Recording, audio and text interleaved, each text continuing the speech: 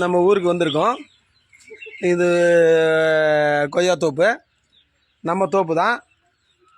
அருமையான கொய்யாக்கா, நல்லா சாப்பிட்லாம்.